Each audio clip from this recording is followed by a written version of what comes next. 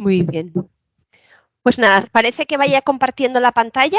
Venga, empezamos. Carlos, José, ¿os parece bien? ¿Vale? Para los últimos que han entrado en la sesión, hemos pedido que todo el mundo tenga el móvil delante, porque vamos a hacer la formación a través de un juego, ¿vale? Que ahora veréis, se llama Kahoot. Tenéis en el chat el enlace para poderlo cargar. Vamos allá.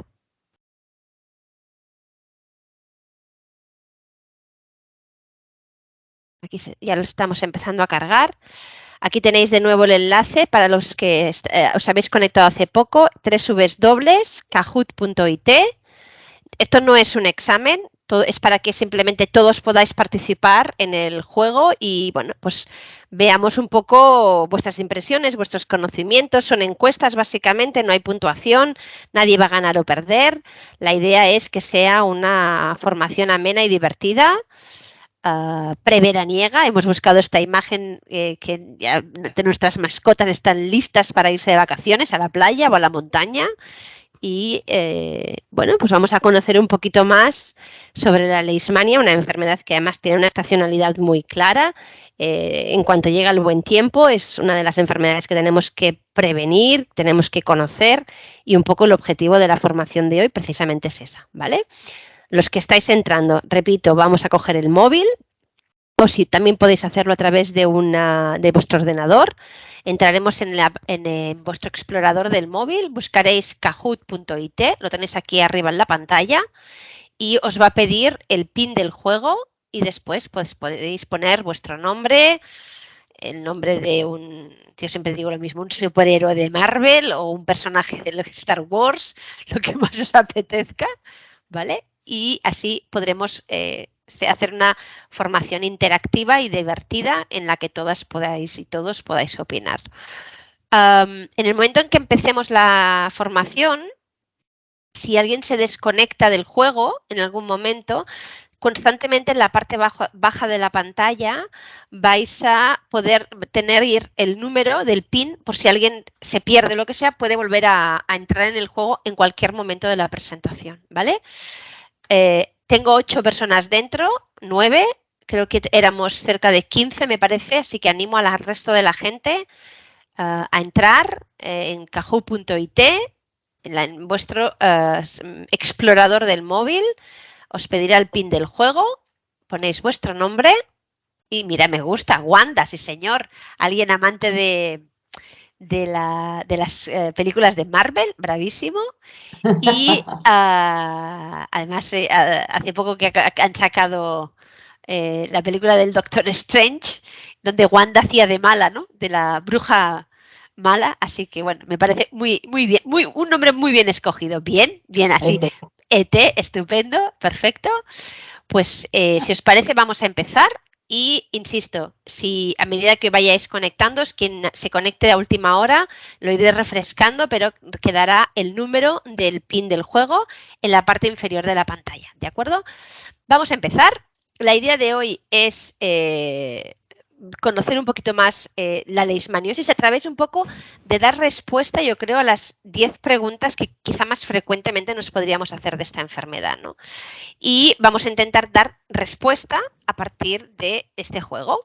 ¿Cómo lo vamos a hacer? Pues la primera pregunta, para mí una de las más importantes, es conocer qué es la leishmania y cómo está distribuida en el mundo. Por tanto, la primera pregunta es ¿qué sabéis o quién creéis que causa una leishmaniosis? ¿Lo causa un parásito?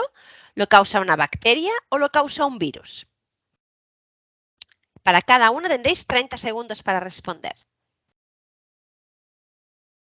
A ver qué dice nuestra audiencia, que conoce así ya como primera pregunta. Muy bien, perfecto. Ya veo que sois grandes conocedores de esta enfermedad. Efectivamente, la leishmaniosis es una enfermedad parasitaria, es una enfermedad que además de estar transmitida por un protozoo del género Leishmania, es una enfermedad que llamamos vectorial, porque la transmite un vector, que también lo conoceremos, que es el famoso flebotomo, y este vector lo transmite a un mamífero. Sabemos que de todos los mamíferos posibles que puede contagiar ese vector, puede puede picar ese vector para contagiar esta enfermedad parasitaria, el perro se considera el principal reservorio de esta enfermedad.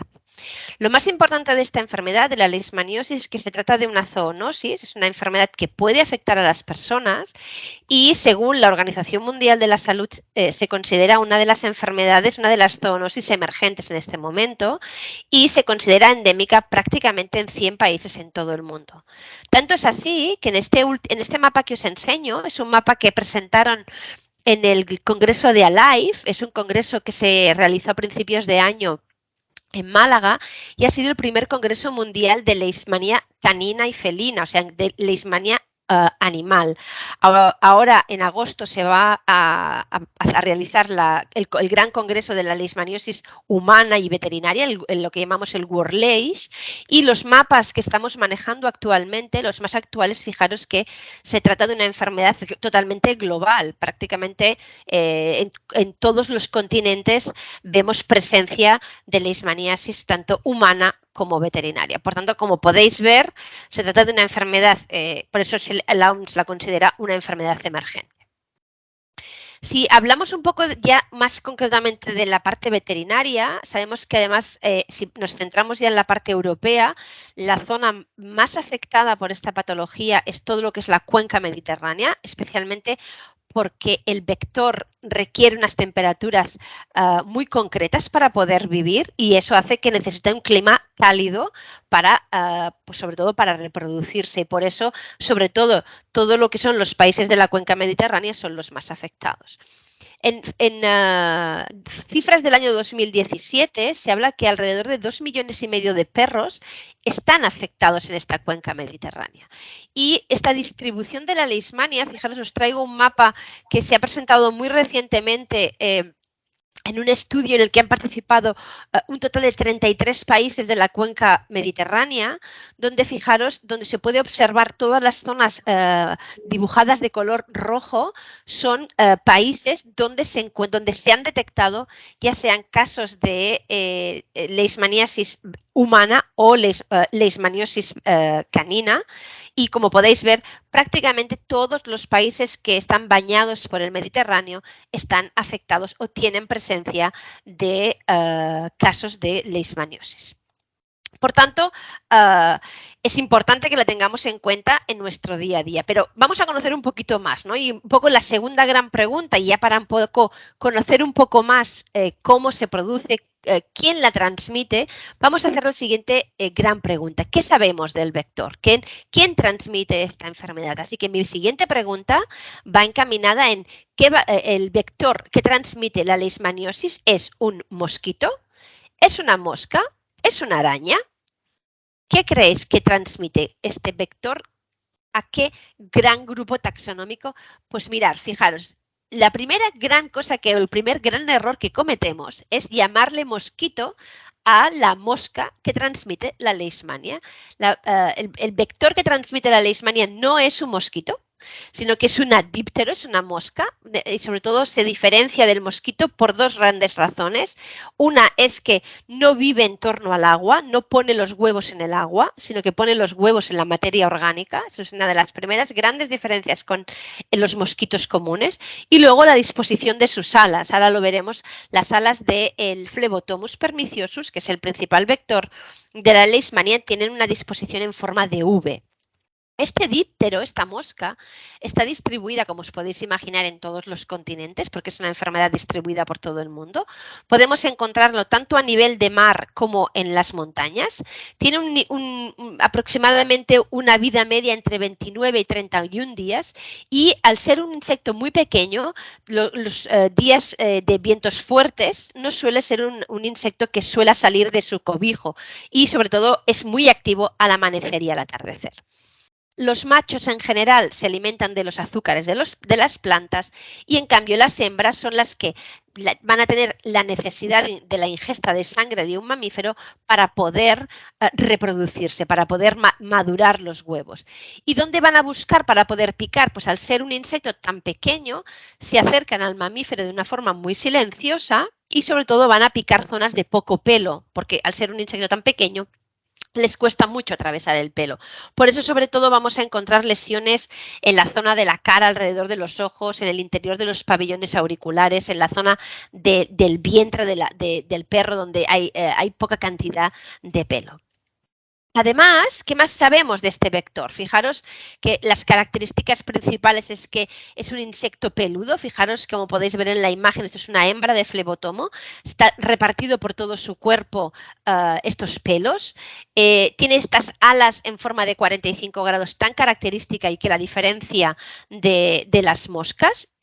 Perdón, de los mosquitos.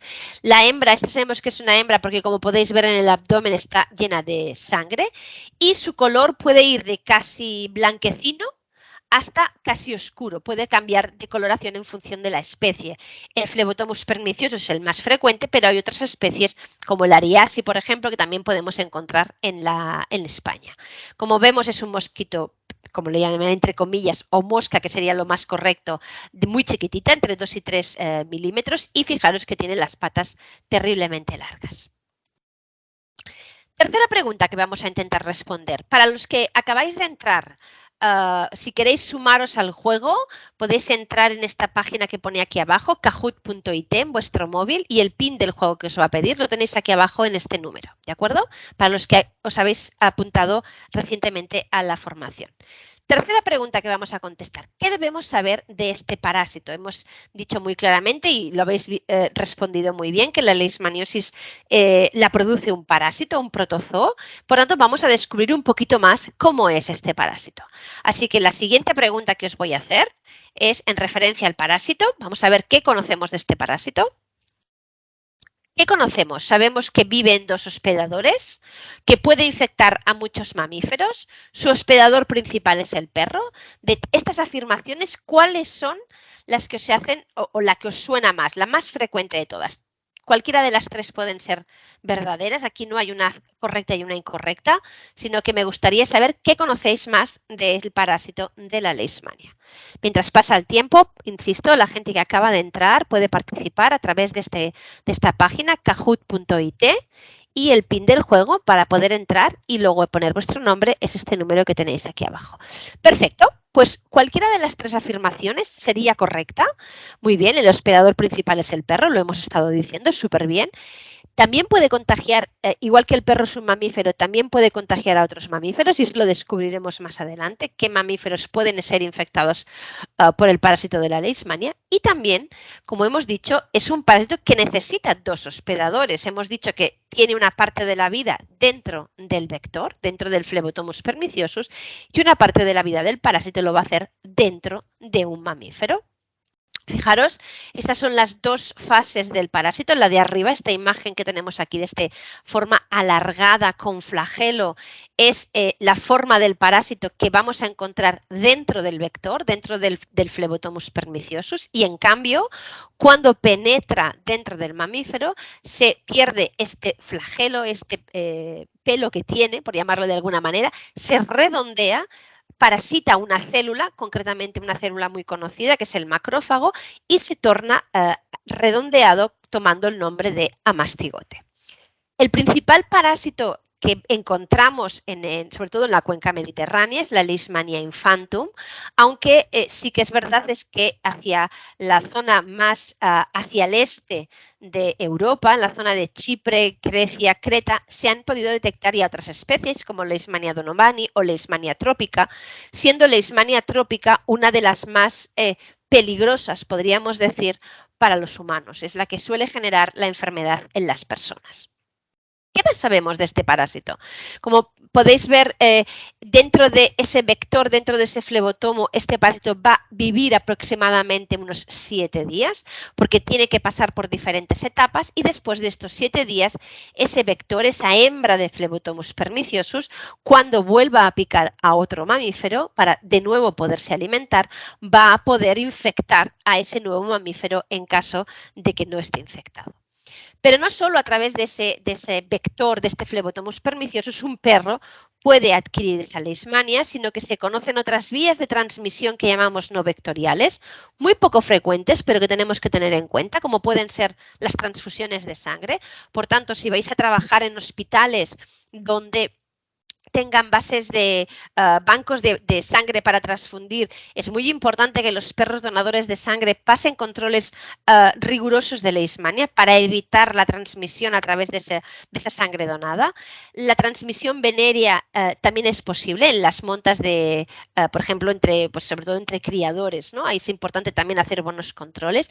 Y también se ha descubierto en la transmisión vertical, en la gestación, la madre puede transmitir a sus fetos la leishmaniosis. Es muy poco frecuente, insisto, no, yo os diría que prácticamente el 97% de los casos que vais a ver de leishmaniosis en las clínicas veterinarias van a ser transmitidas por un vector, por el flebotomo, pero existe un riesgo también de estas posibles transmisiones no vectoriales. Aquí podéis ver un poco el resumen del ciclo del parásito. En este lado izquierdo de la imagen es el desarrollo dentro de la mosca, dentro del díptero, donde podemos ver que cuando ese díptero pica al perro infectado y se lleva los parásitos, se transforman de amastigotes a promastigotes y pasan por diferentes etapas. Y cuando este promastigote en la parte de arriba, metacíclico, vuelve de nuevo al aparato picador y esta hembra necesita de nuevo una ingesta de sangre, va a buscar a un mamífero, como podemos ver en la parte derecha de la imagen. Normalmente el mamífero principal que va a ser picado es el perro, pero otros mamíferos pueden ser afectados y van a entrar en esa picadura, van a entrar en forma de promastigote metacíclico y va a ser fagocitado por esta célula, por el macrófago, y ahí va a cambiar de nuevo a mastigote y va a desarrollarse dentro del mamífero. Eso sería un poco el ciclo completo de este parásito de Leishmania infantum. Cuarta pregunta. Hemos conocido ya cómo es el vector que transmite. Primero hemos conocido qué es la leishmania, dónde la encontramos a nivel mundial, quién la transmite, hemos conocido algunas peculiaridades del vector, hemos conocido peculiaridades y cómo se desarrolla este parásito dentro tanto del vector como del mamífero, y ahora vamos a ver, una vez está dentro del mamífero, en concreto dentro del perro, qué ocurre si este perro no es capaz de controlar esa infección y empieza a desarrollar síntomas de enfermedad. Pues vamos a ver qué síntomas son los más frecuentes que observamos en el perro. Por tanto, la primera pregunta que os voy a hacer en este ámbito es ¿qué síntomas puede presentar un perro con leishmania? ¿Cuál de estos síntomas conocéis? Puede tener problemas de piel, podemos observar adelgazamiento, podemos observar un pelo pobre, podemos observar un incremento de los ganglios linfáticos. Para los que, insisto, os acabáis de apuntar a la formación, podéis participar con el juego entrando en kahoot.it y aquí tenéis el número del código. Muy bien, vamos a ver qué dicen nuestros oyentes. La mayoría de vosotros, muy bien, cualquiera de los 4 síntomas son típicos de leishmania, pero como muy bien habéis dicho, entre el 60 y el 80% de los perros que van a entrar en vuestras clínicas van a presentar síntomas de piel. Son con diferencia los más frecuentes y a nivel de síntomas más generales o más sistémicos, el adelgazamiento y el incremento de los ganglios linfáticos, la linfadenopatía, son los síntomas más frecuentes. Fijaros, aquí tenéis un cuadro donde se describe en la parte izquierda de la columna todos los síntomas que vamos a observar en el perro clínicamente y en el lado derecho vemos todo lo que son los síntomas laboratoriales a través de una analítica de sangre que podemos hacer incluso en nuestra propia clínica veterinaria. Como podéis ver, aquí tenéis los síntomas cutáneos siendo los más frecuentes y por tanto vamos a ver algunas imágenes de todos estos cuadros más típicos de leishmania que vais a poder ver en vuestras clínicas donde estéis trabajando. Aquí tenemos una imagen yo creo que es la presentación más frecuente, la dermatitis exfoliativa. Podemos ver en esta imagen la forma de empezar una dermatitis exfoliativa. Normalmente empieza por la cabeza, donde podemos ver una descamación de un color como grisáceo, grandes escamas pegadas a la piel, con presencia, fijaros, en estos pabellones auriculares incluso de falta de pelo, de alopecia, y alrededor de los ojos, en el plano nasal. Y a medida que se va generalizando la enfermedad, podemos observar imágenes como la de la derecha, donde podemos ver que toda la región lumbar del animal también presenta esta dermatitis descamativa que la llamamos furfurácea, que tiene este color gris blanquecino típico de la leishmania. Más imágenes, la dermatitis ulcerativa es otro de los cuadros que podemos observar. Aquí podemos ver una dermatitis ulcerativa en los extremos, puntas de las orejas, puntas del rabo, cojinetes donde vemos estas heridas ulcerativas que nunca acaban de curar. También podemos observar este cuadro ulcerativo en el plano nasal, también es bastante frecuente. Otras imágenes típicas de leishmania, dermatitis nodular, sobre todo en la raza boxer. Es una raza altamente predispuesta a sufrir este tipo de presentaciones. Dermatitis pustular, donde lo que vemos son estas pústulas llenas de contenido purulento causado por la leishmania. Es uno de los cuadros donde el reto diagnóstico es más importante, porque hay bastantes enfermedades de piel en el perro que cursan con este cuadro de pústulas. Más imágenes, fijaros, todos estos perros tienen leishmania, tenemos este cuadro de alopecia multifocal donde vemos estas clapas o estas faltas de pelo en forma de rodales. Esto pueden ser muchas cosas. Ya los veterinarios que nos dedicamos a dermatología automáticamente empezamos a pensar en enfermedades fúngicas, parasitarias, en enfermedades bacterianas, pero también una leishmaniosis puede producir este cuadro. Otra de las imágenes que también podemos ver con cierta frecuencia es hiperkeratosis nasal. La trufa se incrementa en las capas de grosor se hacen como unas costras con aumento del grosor de la trufa muy característico. Más imágenes cutáneas, fijaros la dermatitis papular, estos abones en la zona donde hay poco pelo, son imágenes muy características del punto de picadura de los flebotomos. Como decíamos, al ser un insecto tan pequeño, buscan estas zonas libres de pelo para poder acercarse silenciosamente, para picar y ingerir la sangre que necesita para su reproducción, y hacen esta reacción tipo abón.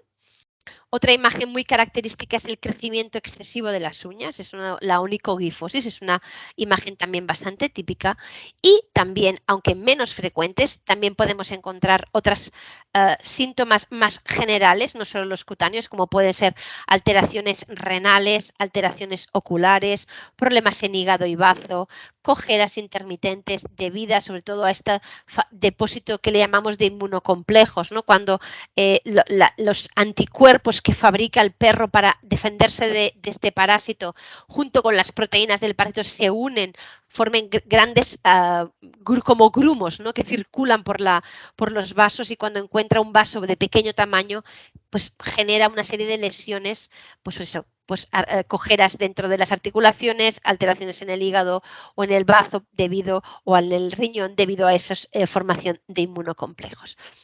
Y las lesiones que son más poco frecuentes o que pocas veces las atribuimos a la leishmania, aunque no imposible, serían todo lo que son las alteraciones en el corazón y en los pulmones, y también los desórdenes neurológicos no suelen ser muy frecuentes en leishmania. Vamos a por la quinta pregunta. Ya sabemos que nuestro paciente tiene síntomas que nos pueden hacer pensar que tiene una leishmania, y por tanto tenemos que arrancar toda una batería de pruebas diagnósticas, y me gustaría saber qué sabéis de diagnóstico. De todas estas pruebas que os propongo, ¿cuál creéis que nos podría ayudar a diagnosticar una leishmania?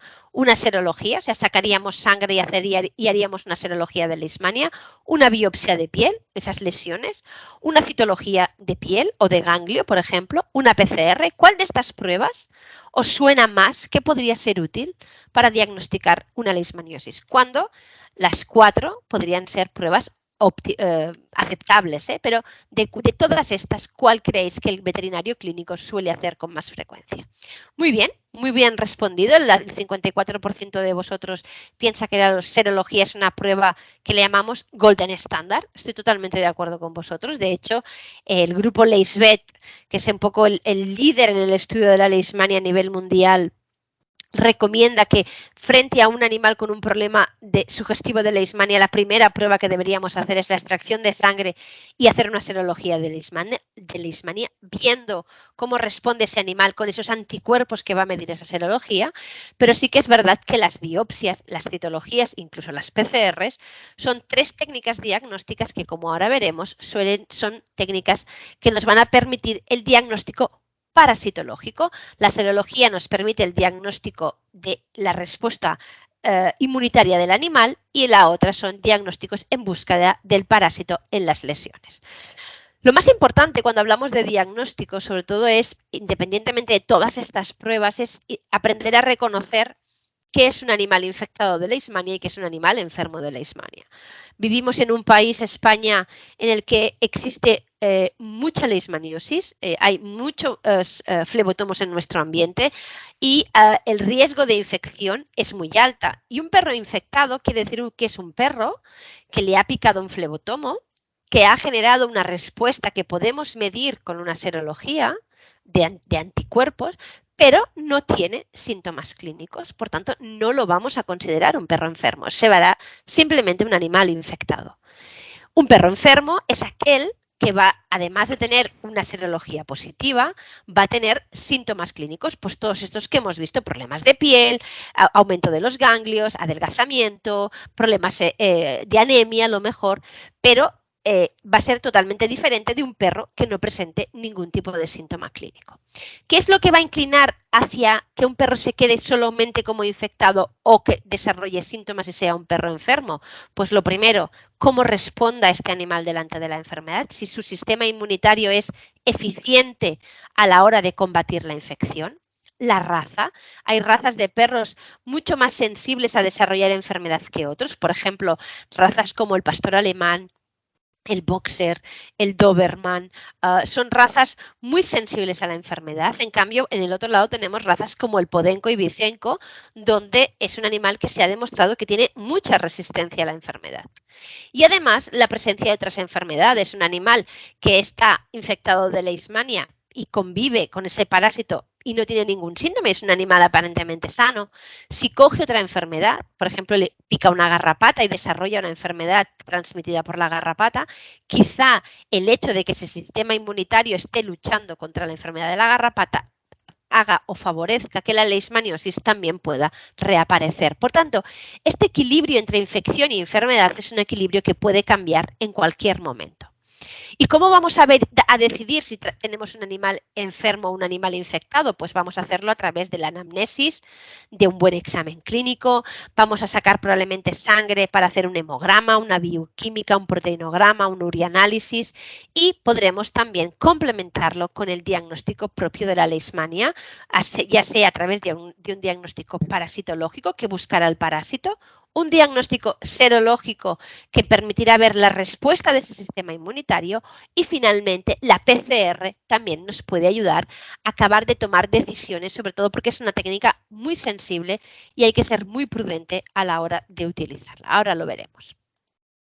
A nivel de diagnóstico parasitológico podemos hacerlo a nivel de citología. Fijaros, esta primera imagen que tenemos a la izquierda es una citología tomada de una lesión de piel y podéis ver que todos estos puntitos pequeños de aquí son parásitos de leishmania dentro de esa lesión de piel.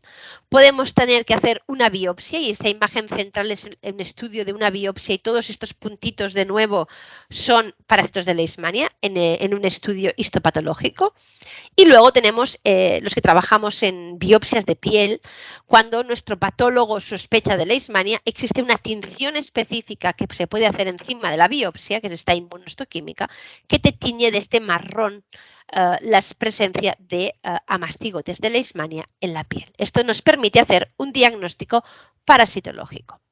Cuando queremos hacer un diagnóstico serológico, pues tenemos dos tipos de pruebas. Tenemos los kits rápidos, que se pueden hacer en las consultas. Probablemente los que ya estáis trabajando o haciendo prácticas los habréis visto. Se hacen en la clínica en pocos minutos. Se coge un poquito de suero, se pone en el kit como si fuese un kit de, pues eso, de estos de COVID o un kit de embarazo y te da rápidamente una respuesta. Pero hay que ser muy cuidadoso porque existen riesgo tanto de falsos positivos como de falsos negativos y en cambio los test cuantitativos, que hay de dos tipos, el IFI y el ELISA, son los que enviamos al laboratorio para que nos cuantifique y dé un título, o sea, que nos va a ser muy útil pues, para monitorizar, sobre todo cuando estemos delante de un animal enfermo. Cuando tengamos un título, pues a lo mejor os suena haber visto resultados de leishmania con títulos de 1.320, por ejemplo, de IFI. Pues a partir de aquí, cuando establezcamos un tratamiento, iremos viendo cómo ese título va bajando de 1.320, pasará a 1.160, a 1.80 y así progresivamente vamos monitorizando el curso de la enfermedad. Y finalmente las PCR, sobre todo las PCR real time o cuantitativas, son las que se utilizan más actualmente. Como podéis ver aquí, hay tejidos más selectivos para hacer esta PCR, sobre todo se puede hacer una PCR de piel, una PCR de aspirado de ganglio, una PCR de médula ósea, son los tejidos más sensibles y que van a dar un sentido a la hora de interpretar esa técnica de PCR. Muy bien, ya tenemos a nuestro animal con síntomas, tenemos claro qué técnicas diagnósticas vamos a utilizar y ahora tenemos que decidir qué animales de todo este perfil que hemos visto, animales que están infectados pero no están enfermos, no tienen síntomas, animales que tienen síntomas y hemos hecho un diagnóstico, pues eso, con diagnósticos parasitológicos, diagnósticos serológicos. ¿Cuál de ellos vamos a tratar? Vamos a preguntar a nuestra audiencia la siguiente cuestión y debemos tratar a cualquier animal, cualquier perro que tengamos un test positivo, ¿lo trataríais? ¿Sí o no? ¿Qué opináis? Para los que habéis entrado, recordaros una vez más que podéis conectaros. Aquí abajo tenéis donde buscar en vuestro móvil, kahoot.it, en vuestro explorador y el PIN para poder entrar en el juego. Vamos a ver qué dicen nuestra audiencia. ¿Tratamos siempre? ¿No tratamos siempre? Muy bien. Bueno, la mayoría es muy bien, efectivamente. Un test positivo no siempre quiere decir que tengamos que tratar a un animal. Podemos tener un test positivo en un animal completamente sano. Por tanto, ese animal, si no tiene síntomas, no lo consideramos enfermo. No deberíamos tratarlo. Así que vamos a ver las situaciones y cómo establecemos el control a través del tratamiento. Lo primero de todo, el tratamiento tiene un claro objetivo y es hacer mejorar los síntomas del animal y que tenga una buena calidad de vida, pero también forma parte del tratamiento de la prevención, porque se ha demostrado que un animal enfermo que recibe un tratamiento durante los próximos 4 meses no va a ser un animal que pueda contagiar a los demás que tienen su entorno a través si se acercan de nuevo a ese animal tratado nuevos vectores, nuevos flebotomos, cuando chupen la sangre no van a poder llevarse parásitos circulantes porque es un animal que ha recibido un tratamiento. ¿Qué vamos a tratar entonces? Pues por supuesto vamos a tratar a todos los perros enfermos, todos aquellos que tengamos una serología positiva o un diagnóstico parasitológico y además síntomas clínicos, siempre debemos tratarlos por las dos razones. Primero, por mejorar su calidad de vida y segundo, para que no sean animales un riesgo de salud pública e incluso no solo para otros perros, sino para otros mamíferos. Y no se recomienda tratar perros que tengan títulos bajos y que estén clínicamente sanos. Con esos perros lo que vamos a hacer es monitorizarlos cada 3 o 6 meses. Y los perros que sean sanos, seronegativos, pero con PCR en sangre positiva, también recomiendan no tratarlos, siempre que, insisto, que sean clínicamente sanos, que no tengan ningún síntoma. Esta PCR positiva lo que nos está indicando es, de nuevo, que ha picado un flebotomo y que ha inoculado un parásito o un grupo de parásitos que detectamos con la PCR, pero no está desarrollando enfermedad, no tiene síntomas clínicos. Por tanto, de nuevo, vamos a monitorizar a ese paciente. ¿Cómo vamos a tratar? Pues como sabéis, tenemos dos grandes grupos de fármacos, lo que son los fármacos leishmanicidas, que tenemos los antimoniales y la miltefosina, que tienen como objetivo el matar a los parásitos, y luego están los leishmaniostáticos, que es el alopurinol, que tiene como objetivo los pocos parásitos que puedan quedar después de aplicar el leishmanicida, que no se reproduzcan y no puedan volver a generalizarse en el animal.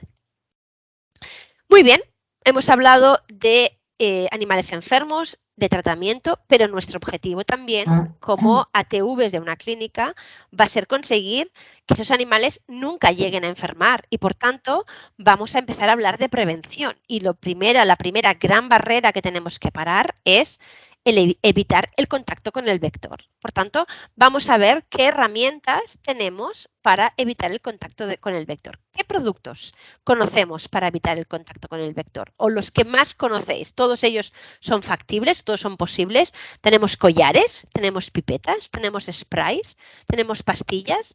¿Cuál es el producto que creéis que se utiliza más o que vosotras o vosotros recomendaríais más? Vemos que dice nuestra audiencia.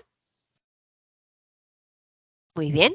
Yo creo que el collar actualmente es el de los productos que también se está utilizando más, probablemente por la comodidad. Tú pones un collar a principio de temporada y prácticamente te olvidas, ¿no? Sí que es importante tener en cuenta que según, y ahora lo vemos, el momento en el que vengan a nuestras clínicas y a vosotros auxiliares os pidan productos de prevención, dependiendo de la época del año en que nos lo pidan, deberemos enfocarnos hacia un collar o hacia una pipeta. Ahora lo veremos.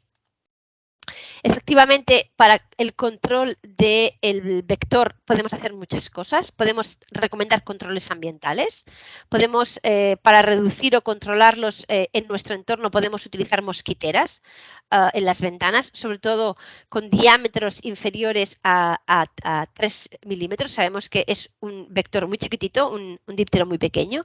Eliminar sobre todo o evitar el contacto del perro con los lugares potenciales de puesta de huevos de este vector, ahora veremos cuáles son, y sobre todo conocemos que el vector actúa sobre todo al amanecer y al atardecer, por tanto, en esas horas, si el perro es de vida exterior, vamos a intentar entrarlo dentro de casa o cuanto menos dentro de un garaje para que no tenga bueno, pues esa potencialidad, ese vector de poderlo picar en esa franja horaria. Aquí tenéis algunas imágenes donde el vector suele ovopositar, lugares donde hay mucha materia orgánica, como he dicho, es una de las grandes diferencias con los mosquitos. Fijaros que la hembra de flebotomo va a buscar pues, hierbas en putrefacción, zonas de basuras, nidos de otros mamíferos, leñeras, cloacas, donde fijaros que las cloacas o las alcantarillas son lugares prácticamente paradisíacos, ¿no? Para el flebotomo. Tenemos en esas alcantarillas grandes cantidades de materia orgánica, pero también tenemos mamíferos. Sabemos que en el interior de las alcantarillas viven las ratas y, por tanto, el vector va a encontrar no solo de qué alimentar, sino también dónde ovopositar. Por tanto, si tenemos, sobre todo convivimos o trabajamos en zonas donde tenemos muchos chalés, sobre todo evitar que los perros vivan fuera y vivan sobre todo cerca de donde dejamos la basura, donde cortamos el césped o arrancamos las malas hierbas, las leñeras, pues todas estas zonas vamos a alejarlas de nuestro animal de compañía. Además, vamos a poder aplicar, como hemos dicho, collares, pipetas, sprays y lo más importante, ¿no? Cuando vayamos a aplicar estos productos, que tengamos en cuenta lo que os decía, ¿no? El tiempo que tardan en hacer efecto. La mayoría de pipetas entre 24 y 48 horas ya están activas, están repartidas por todo el cuerpo del animal. En cambio, los collares, fijaros que necesitan hasta 7 días. En este gráfico podemos ver cómo la curva donde hay mayor concentración de flebotomos en el ambiente puede variar entre los años en función de la climatología. Probablemente cuando saquemos el mapa de los flebotomos en este año 2022 va a aparecer muy temprano porque ha hecho mucho calor ya en el mes de mayo y junio y por tanto este pico probablemente se va a desplazar, pero fijaros que entre julio y finales de septiembre es el pico máximo. Por tanto, si vienen a buscar un producto insecticida en esta época, tenemos que intentar evitar los collares, porque van a tardar hasta 7 días en hacer efecto. Por tanto, si un tutor viene a buscar medidas de protección en agosto y se ha despistado en mantener una buena compliance, sobre todo vamos a recomendar pipetas. En cambio, si viene pues en enero, febrero, marzo, hasta Semana Santa, los collares son de una muy buena recomendación porque aún no tenemos presencia de una gran concentración de flebotomos en el entorno. Pero además de las medidas de protección externa, las vacunas también pueden ser de gran utilidad y me gustaría saber si sabéis si existe alguna vacuna actualmente en España para el control de la leishmaniosis. Algunos de vosotros ya estaréis trabajando en clínica y sabréis si tenéis a vuestra disposición vacunas para evitar el desarrollo de esta enfermedad y los que no todavía estáis en prácticas o todavía no habéis tenido acceso a la entrada en clínicas, pues quizás no sepáis si existen en España vacunas para la prevención de la leishmania. Vamos a ver el conocimiento de la audiencia.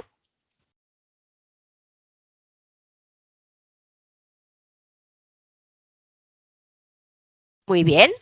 Como sabéis, la mayoría de vosotros conocéis perfectamente las vacunas de la leishmania y efectivamente tenemos una vacuna en nuestro país y en Portugal y prácticamente en toda Europa está comercializado Letifen. Aquí tenéis el producto que comercializamos nosotros desde Leti, y el objetivo de esta vacuna sobre todo es colaborar con el sistema inmunitario para evitar el desarrollo de la enfermedad, ¿no? Es una de las, yo creo que de las piedras piramidales de control de esta enfermedad a nivel mundial. De hecho, las últimas publicaciones ya parece que empezamos a ver brotes verdes en el que la suma de medidas de protección externa, collares y pipetas y vacunación está consiguiendo controlar la prevalencia de la enfermedad en Europa. Así que las noticias son súper alentadoras y los veterinarios estamos haciendo un gran trabajo en el control de esta enfermedad a través, insisto, primero de las medidas de protección externa y a posteriori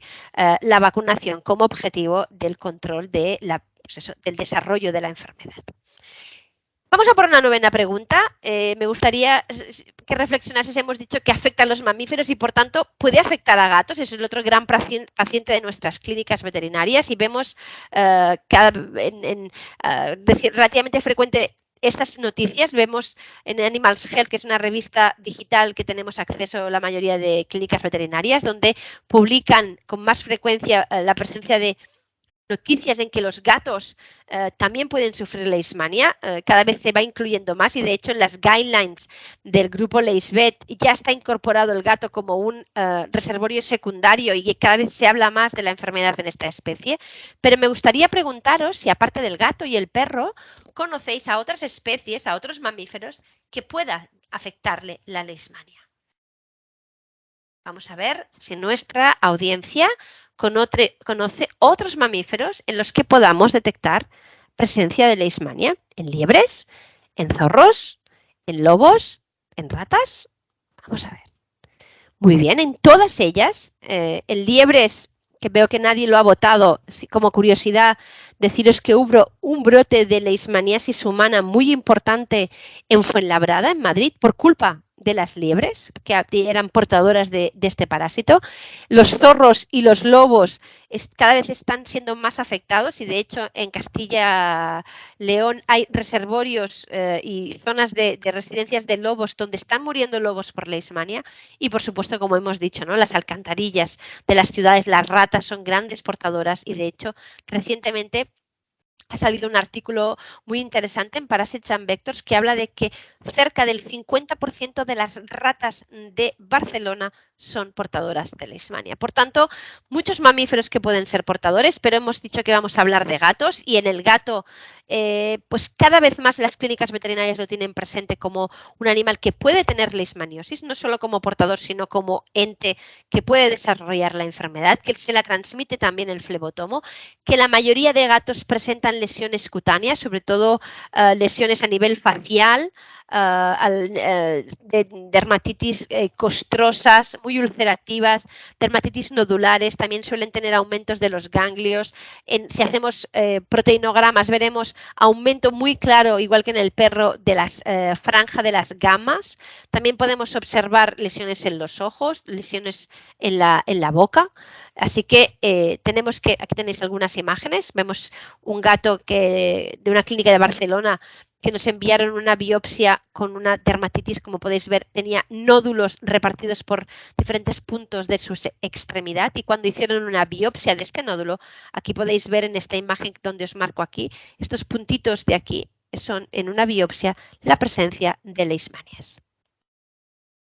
El diagnóstico se hace igual que en el perro, a través de una serología, a través también de poner en evidencia el parásito a través de una biopsia, a través de una citología, y el tratamiento todavía no está tan avanzado como en el caso del perro, pero se está extrapolando los tratamientos del perro en el gato y sobre todo lo que se utiliza más es el allopurinol. Y finalmente me gustaría plantear una última cuestión, que sería: ¿esta enfermedad puede afectar a las personas? Yo creo que ya a lo largo de esta charla hemos visto que claramente la respuesta es un sí, pero me gustaría preguntaros qué personas creéis que suelen ser las más afectadas o las que tienen más riesgo de desarrollar una leishmaniosis. Podemos observarlo en niños, podemos observarlo en personas ancianas, en personas que tengan cáncer, en personas que tengan enfermedades autoinmunes o inmunomediadas. ¿Cuáles serían estas patologías, estas personas que podríamos desgraciadamente, observar ese desarrollo de esta enfermedad. En enfermedades autoinmunes, muy bien, pero en todas ellas, curiosamente, los niños y los ancianos, aunque sean personas sanas, son personitas que todavía no tienen, en el caso de los niños, el sistema inmunitario desarrollado y funcional al 100%, y en el caso de los ancianos tienen sistemas inmunitarios más envejecidos. En el caso de las personas con cáncer, desgraciadamente reciben tratamientos que generan inmunosupresión y por tanto pueden desarrollar leishmania, y gente con patologías autoinmunes, con psoriasis, con pénfigos, incluso con SIDA, son una de las personas que solemos observar con más frecuencia la presencia de leishmania en personas. A nivel de leishmaniasis humana, igual que hemos visto, se pueden observar en casi todo el mundo. Las personas pueden desarrollar la leishmania de dos maneras, a través de una leishmania mucho más sistémica, visceral, que afecta a todo el cuerpo, o afectando solo a la piel. Y fijaros que alrededor de 1.300.000 personas cada año pueden desarrollar una leishmania por primera vez. Y en Europa se habla de que alrededor de entre 1.000 y 1.300 casos nuevos al año de leishmania visceral, que es muy grave, pero la menos grave, que es la leishmania cutánea, entre 10 y 17.000 casos nuevos al año en Europa pueden presentarse. De hecho, se habla cada vez más de que es una enfermedad que se está infradiagnosticando, porque muchas veces no se piensa que es leishmania, sobre todo en niños pequeños. Los pediatras a veces ven lesiones y no piensan en leishmania. En el caso de humana, la transmisión es igual que cualquier otro mamífero, generalmente es por la picadura del flebotomo, pero también se han descrito otras vías de contagio, como puede ser como en el perro de madre a hijo en gestación. En el caso de drogodependientes, por el hecho de compartir jeringuillas a través de la sangre, y también se ha observado contagios a través de transfusiones de sangre. A nivel en Europa, la mayoría de personas suelen ser asintomáticas, son portadores. De hecho, hay un estudio en Ibiza en el que se habla de que un 20% de las personas que viven en Ibiza son portadoras del parásito, pero al ser inmunocompetentes y sanas, pues no llegan nunca a desarrollar enfermedad. Pero sí que una de cada 20 o 30 casos de estas personas asintomáticas puede desarrollar una enfermedad, pues porque desarrolló un cáncer, desarrolle un SIDA, tenga un cáncer y tengamos que tratarlo, pues entonces da la cara esa patología.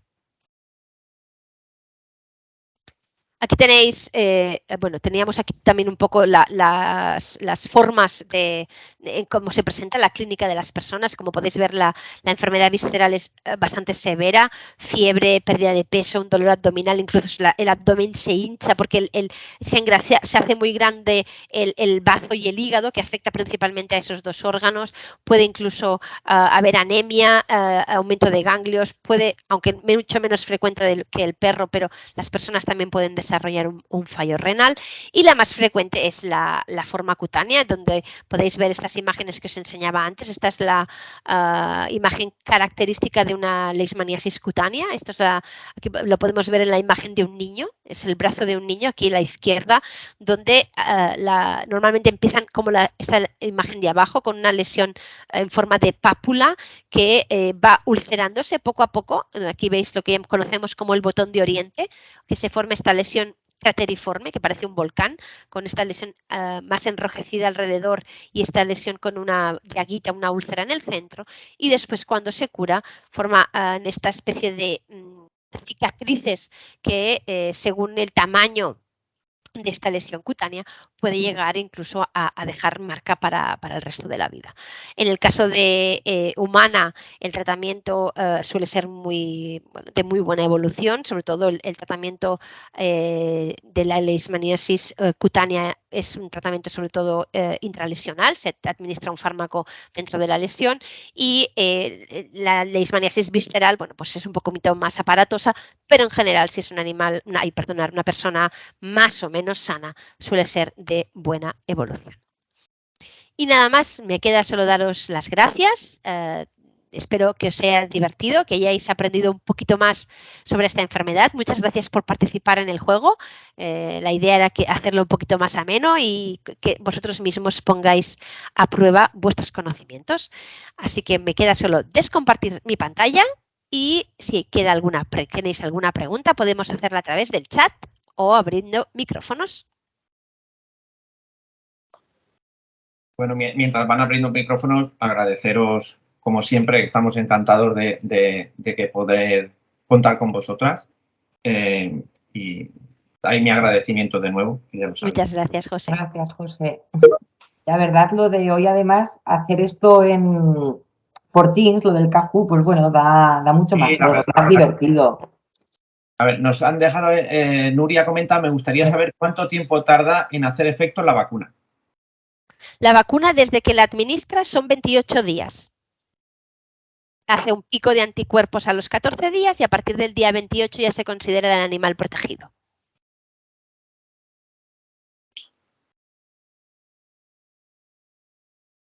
¿Alguna duda más? Pues nada, sí, quedamos hola, a vuestra... ¡Uy! Tenemos un audio. Dime. Mira, ha salido un artículo reciente que demuestran por primera vez la transmisión por vía oral de la leishmania. No sé si esto es cierto o es un bulo, pero bueno, lo he visto en un artículo de un periódico.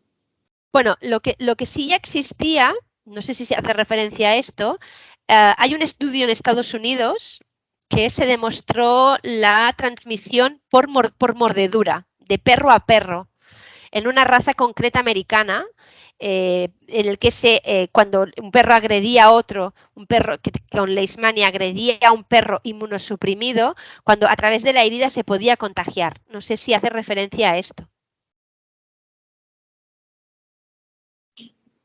Sí, perdona, que tenía el micro quitado. Sí, se refería a esto, sí, efectivamente. A esto, sí. Es un estudio que se publicó hace un tiempo ya en Estados Unidos, lo publicó Kristen Petersen, que es una de las componentes del grupo LeishVet, que es este grupo de referencia mundial, y de momento solo se ha descrito en Estados Unidos. En que yo sepa, en Europa no está descrito todavía, y en una raza muy concreta, los Wolfhounds o algo así. Es una raza que solo está en Estados Unidos. Bueno, tenemos dos preguntas, una la puedo responder yo, que si se queda grabada la charla, sí, y a la gente que está inscrita para las formaciones le mandaremos un enlace cuando la tengamos subida. Y luego pregunta DP, ¿y el jarabe que recomienda algunos veterinarios sustituye a la vacuna o es solo complementario? Sí, el jarabe, que es domperidona, el jarabe tiene dos funciones actualmente. Tiene una función preventiva, que se administra entre 2 y 3 veces al año, dependiendo de la zona en la que trabajéis. Normalmente se utiliza en junio, antes de empezar la época del flebotomo. Yo diría que lo intentasen avanzar un poco con el cambio climático. Y luego en octubre, que son la entrada del flebotomo en el ambiente y el pico máximo que se considera de presencia de flebotomo. Y lo que hace este jarabe es estimular precisamente la respuesta de los macrófagos en el mamífero, de manera que si penetra un parásito, esos macrófagos están preactivados y es mucho más eficaz a la hora de no desarrollar la enfermedad. Eso sería una acción que sería algo sustitutorio o parecido a la vacuna, que es el objetivo es no desarrollar enfermedad. Y luego el jarabe también tiene una indicación en perros que empiezan a desarrollar enfermedad, pero una enfermedad muy leve. Sobre todo lo que conocemos como estadio 1, ¿no? De enfermedad, que son perros que tienen títulos muy bajos, con lesiones, esas lesiones que hemos visto en fotos, esas lesiones papulares que parecían abones, si solo presentan esas lesiones, suelen ser los que normalmente se suele intentar utilizar el jarabe, el Leishguard, que se llama, o la domperidona, que es el principio inmediato, para evitar que se desarrolle o que avance más la enfermedad. Vale. Virginia levantaba la mano, ahora le damos paso. DP vuelve a hacer otra pregunta sobre la primera. Entonces, si está vacunado y lleva collar o pipeta, ¿el jarabe no sería tan necesario o lo recomendarías igualmente? En principio no sería necesario. Sí, de todos modos, yo sé que hay gente que utiliza donde hay mucha presión de enfermedad, la vacuna es una vez al año y lo que hacen es, hay gente que prefiere complementarlo con domperidona. No hay ningún estudio, de hecho, que vea que el uso de las dos herramientas preventivas evite que mejore el desarrollo de la enfermedad. No está hecho este estudio, pero sí que hay gente que lo utiliza todo. No estaría, mientras no se junte el mismo día todo, no estaría contraindicado el uso de ambas medidas de prevención juntas. Vale. Tenemos otra pregunta en el chat, pero Virginia, que levantaba la mano, no sé si quiere activar el micro y la dice ya directamente. Mira, Vale. Perdona, yo tan feliz pensando que eras tú, pensaba que era alguien y te estaba gustando, digo, Virginia. no, que estoy aquí. Claro, tengo Más arriba. que nada, con tu permiso, Gloria, también hay que hacer una reflexión respecto a la domperidona. Es una molécula también de uso en humano y no está en manos de los médicos veterinarios. Y aparte está en manos del propietario en que administre correctamente el producto. O sea, que no posicionemos, aparte son mecanismos de hacerlo completamente diferentes y una cosa pues complementa a la otra, pero no sustituye a la otra. No, sustituir no. Tener en cuenta que hay mucha gente que nos llaman, que es que compran la domperidona en farmacia de uso humano, después se la dan a las mascotas y después ya empezamos aquí a tener problemas. Y sobre todo, que cualquier acto clínico que no esté en manos de profesionales se pierde y queda en manos de propietarios. Simplemente quería decir esto, José. No, perfecto. No, o sea, Virginia, que es que pensaba que era un asistente normal, entonces estaba buscando para la palabra y ya cuando miro digo, esto es lo que tienen para hacer las cosas así. Bueno, Steffi nos dice, en Canarias hay más casos de filariosis que de leishmania. ¿A qué se debe? De hecho, no hay leishmania en Canarias, ¿eh? Si no es importada de la península, no. Creo que hablan de que en el norte de Tenerife podría haber algo, pero no hay leishmania, sino es gente que se trae el perro de Península Canarias y probablemente es la falta la presencia del vector, claramente, posiblemente por las temperaturas y la humedad que no son óptimas para el vector en esa zona. Con tu permiso, José. No, ahora ya lo he visto y ya me he quedado callado. Ya está. Esta vez lo he hecho bien. Oye, una ayuna. Steffi, es un poco como un expediente X porque estáis a tope de filaria. Yo he estado muchos años allí y aparte ahora se están dando más casos de perros. Nos llaman los compañeros de Canarias que muchas veces, como no están habituados a buscar la leishmania, al final Gloria termina indicándoles y se están dando más casos. Y después otra reflexión. Igual que en Canarias tenemos muchísima filaria y poca leishmania, aquí en España también hay alguna zona, como el Delta del Ebro, que tiene una climatología y había un estudio, Gloria, de hace mucho tiempo, porque esta pregunta todo el mundo se la hace, y estaban investigando, que todavía no lo saben, el por qué un vector en un lado del Delta del Ebro transmitía la filaria y en el otro la otra. Y estaban hablando de las sales minerales de la composición de la tierra y que está en desarrollo. Pero bueno, que si tenemos que hacer medida preventiva, tenemos que empezar a prevenir a todas las mascotas. Ya no hablo más, voy a bajar la mano. Y el micro. No, yo encantada. Cuanta más información, mejor. Arriba. Gracias, Steffi. Bueno, Steffi nos da las gracias con lo de Canarias. Pues nada, creo que le hemos respondido todo. Perdonad, yo también intervengo. Aquí en Valencia hay una zona, la Albufera, que también hay muchísima filaria. Y es porque es una zona, porque sí que son mosquitos y son mosquitos que... Claro, yo creo que la diferencia del vector es esa, ¿no? Que es un díptero que sobre todo busca materia orgánica, necesita unas temperaturas, unas humedades relativas concretas. Entonces, yo creo que las características climatológicas de Canarias pues no se ha adaptado adecuadamente el vector. De hecho, está tendiendo más a ir más hacia el norte, o sea, ya se ha visto el riesgo hay mapas que calculan dónde va a encontrarse el Phlebotomus perniciosus dentro de 30 años y se localiza en Noruega ya. O sea, el cambio climático hace que se vaya hacia el norte el vector. Entonces, yo creo que el problema de Canarias es la humedad y exceso de temperatura que iba a ir a más, ¿no? Debido al cambio climático. Entonces, yo creo que las expectativas de enfermedad están más hacia el norte de Europa. Es que, Carlos, en Albufera tenéis de todo. O sea, mosquitos, moscas, leishmania, filaria, ahí no os priváis de nada. De nada. Eso es el clima. Muy bien, pues muchas gracias a todos. Si os podemos ayudar en el futuro en alguna cosa, quedamos a vuestra disposición. Gracias a vosotros, José y Carlos, para darnos la oportunidad una vez más de compartir estos pormenores de leishmania y hasta la próxima. Pues nada, de nuevo agradeceros a Leti y a la gente que está entrando ahora a última hora, nada, que ya hemos terminado, que en unos días lo tenemos arreglado y os avisamos para que lo podáis volver a ver. Perfecto, muy bien. Muchísimas gracias a todos. Muchas gracias. Feliz verano a todo el Feliz mundo. verano. Igualmente. Igualmente. Hasta luego. Nos vemos el Chao. 21 de septiembre. Sí, En septiembre. muy bien. Hasta luego. Saludos a todos. Hasta luego. Hasta luego. Adiós, adiós.